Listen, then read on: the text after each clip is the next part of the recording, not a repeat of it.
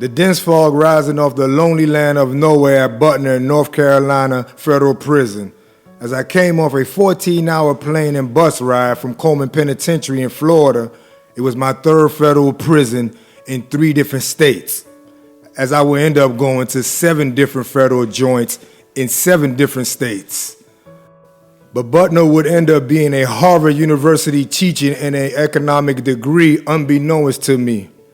On October 15, 2015, me and about 22 other federal inmates felt tired from riding for 14 hours with hands and feet shackled, eating peanut butter and jelly and a small bag of Fritos as marshals open a bottle of water and say, "Drink now," and throw it in the garbage bag.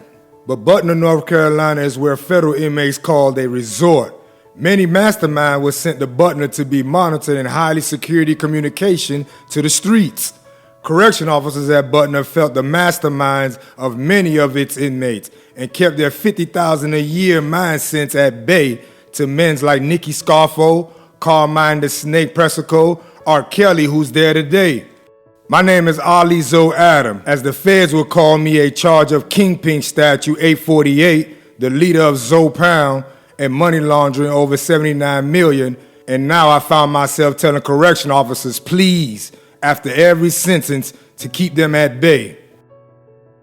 My next darkened compartment to rest, which most of the time it was on a top bunk, was what I wanted to get to. Butner had about 1,000 inmates. Everyone knew everyone and talked about everyone. Unlike Coleman Penitentiary or Atlanta Penitentiary, where fights, robbing, stabbing happened every day, at Butner it was a once every 2 to 3 week action. The food was the best. Out of all 7 federal prisons I've been to in 18 years of doing time. But on my 8th year in federal prison, I walk into Clemson unit, ordered to go to cell 122 top bunk. Tired, and many inmates that knew of me or had did time with me approaching me, someone asked me, "What cell you in?" And I said, 122 top bunk. And he repeated, "Oh, you with the $1 trillion Jew."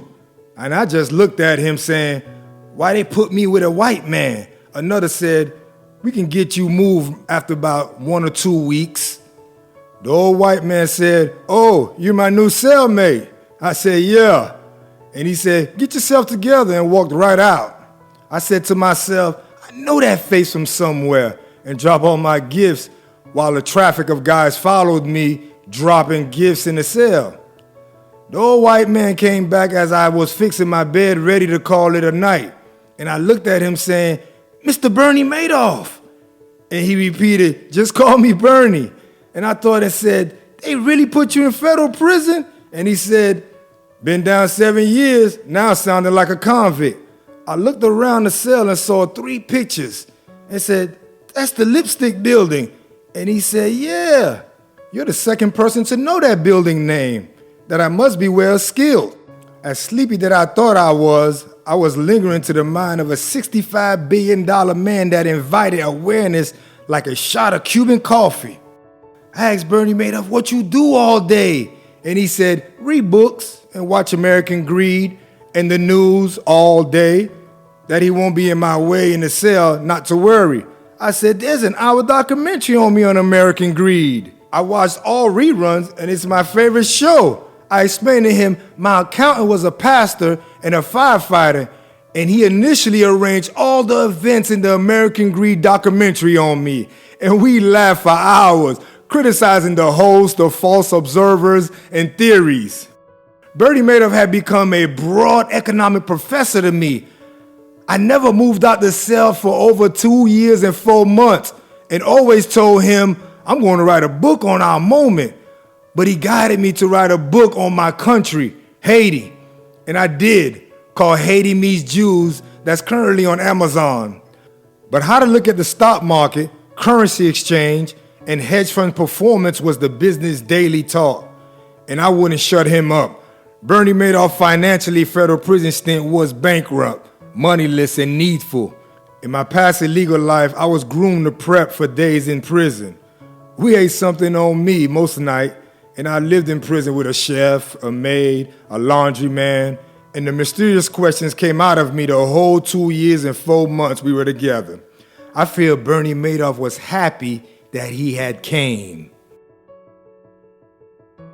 By December 2015, me and Bernie Madoff were accommodated as friends to the whole compound.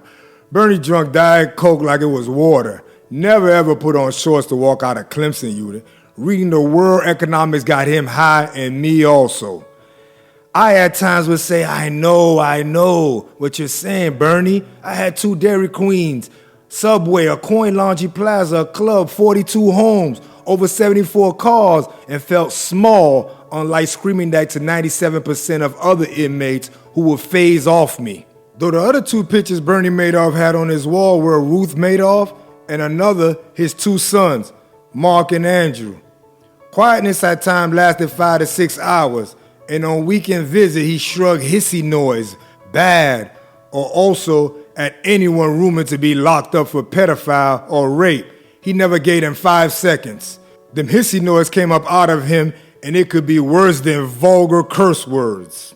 Men's like Nicky Scarfo, Carmine Snake Persico, North Carolina biker Larry Ronnie Capps never gave Bernie Madoff even a head nod.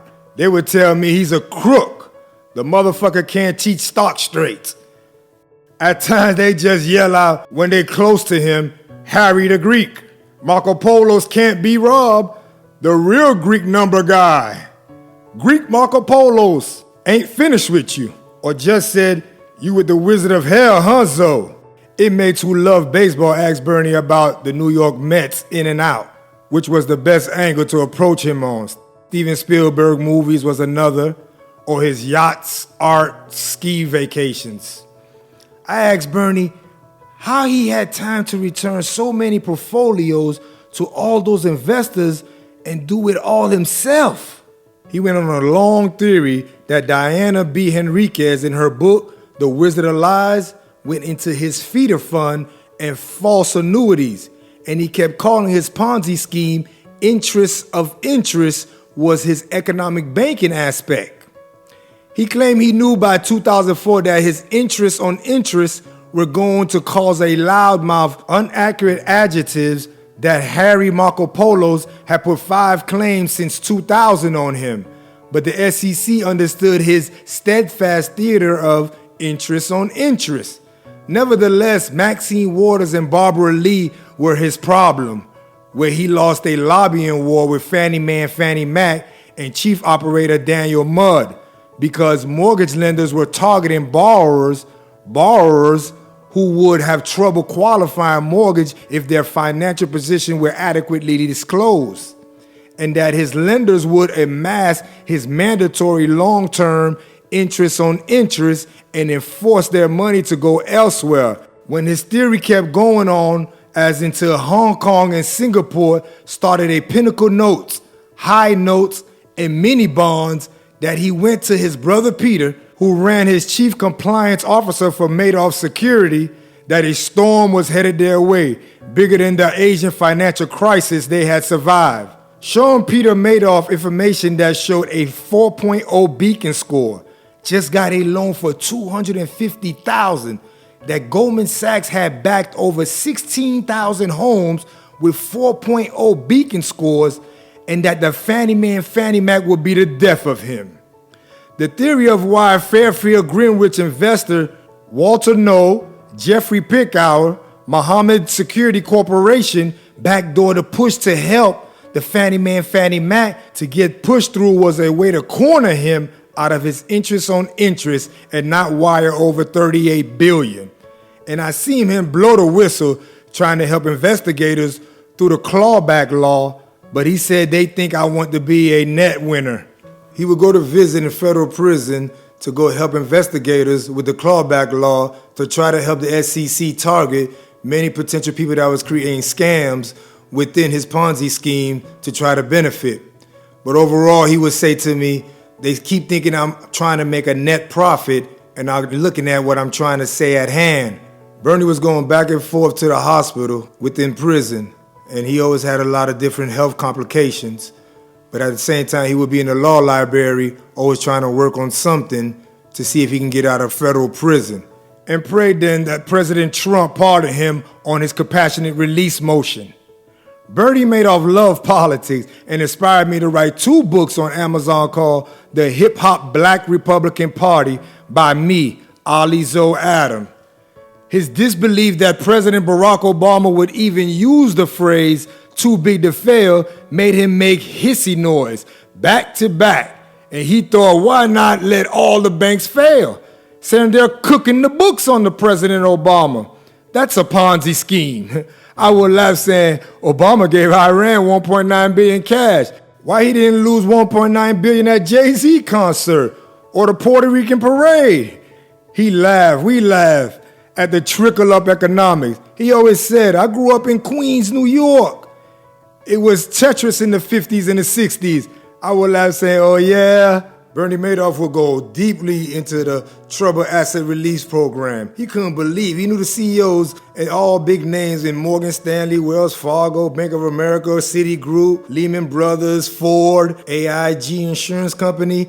He couldn't understand how the Obama federal government was going to help these dudes. He was saying, man, the minorities need economic relief. They're the ones that are going through this situation at hand.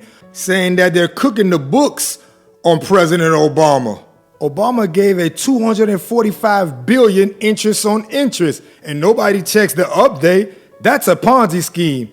That the fucking Fannie Mae and Fannie Mac should be in federal prison for the free fall, not him.